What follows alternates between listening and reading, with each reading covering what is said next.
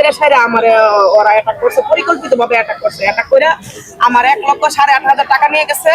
আমার কাপড় চিছে, ভিডিওতে দেখবেন আমার কাপড় ছিঁড়ে ফেলছে, আমার ঘরের আলমারি চাবি নিছে, ঘরের চাবি নিছে, তারপরে আমার আমার চশমা নিছে, তারপরে আমার এই বালাটা নিয়ে যেতে চাইছিল, নিতে পারছে না। দেখবেন বাস হাতে একটা লোকের 3টা বাড়ি দিছে, এই দেখেন এখন আমার হাতে রক্ত পড়তেছে।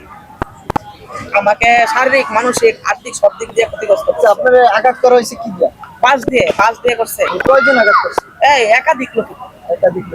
এখন আমি একটা ভিডিও দেখলাম যেটা পাবলিশ হয়েছে, ভিডিওতে ওখানে দেখা গেছে যে আপনি অঙ্গি ভঙ্গি আপনি ঠিক ছিল না। না না, এখানে আমি জীবন বাঁচাতে গিয়া মানে আমাকে ঘূর্ণিঝড়ের মতো পাকে ফেলে দিছে। হ্যাঁ, শত শত লোক, হাজার হাজার লোক। তখন আমি জীবন রক্ষা করতে যে আমি মানে উত্তেজিত হয়ে রাগ দেখায় আমি এদের থেকে বের হতে চাচ্ছি।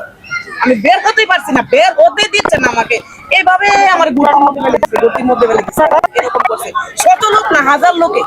বিষয় হচ্ছে ভিডিও যখন পাবলিশ হয়েছে, ভিডিওতে শুরু গঞ্জামের সৃষ্টির আগে দেখা যাচ্ছে আপনি হাত দিয়ে মানে এমনি মন মেজাজ ভালো ছিল না, তখন কি বলছি কিনা বলছি।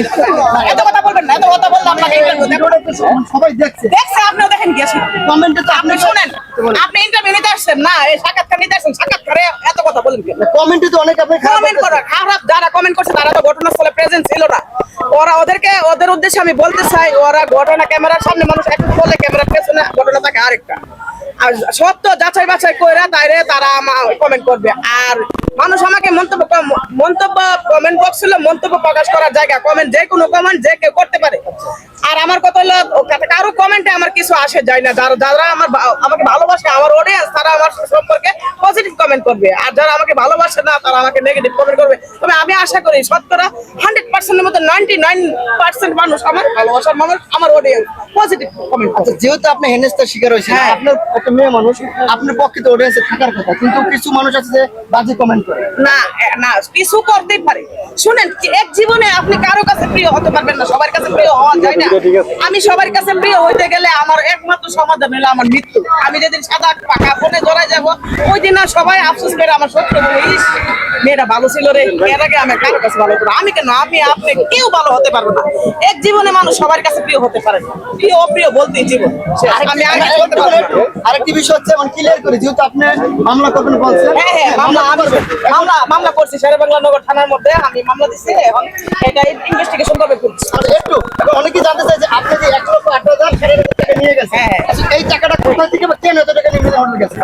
আমি কোথা থেকে মানে আমার টাকা আমি ব্যাংকে জমা দিব, নিজানের এখানে লাঞ্চ করে। কোথা থেকে আমি টাকা পাইছি, আমি কি করি, আমি কি না করি, আমার কি আছে কি না, এগুলো তো আমার অডিয়েন্সকে বলার দরকার নেই না। আমার পার্সোনাল বিষয় আমি ওদেরকে বলতে যাবো কেন? আজব কথাবার্তা। আপনি না পারাতে চাচ্ছি না, মানে যেহেতু আপনি হেনস্থার শিকার, আমরা হচ্ছে আপনার আমি একজন বিজনেসম্যান। হ্যাঁ, আমার ল্যান্ড প্রপার্টিজ এর বিজনেস আছে, আমার দোকান আছে, আমার সবজির আড়তের ব্যবসা আছে, আমার আদার্স আরো ব্যবসা আছে। আমার আমার পার্সোনাল বিষয় মানুষ জানতে চায়। এখন বিষয় হচ্ছে আপনি আমার ভিডিও পাবলিশ হয়েছে, এই জন্য আমার পার্সোনাল ডিটেইলস এভরিথিং সব বলতে হবে কেন? আমাদের অবশ্যই চাই বলে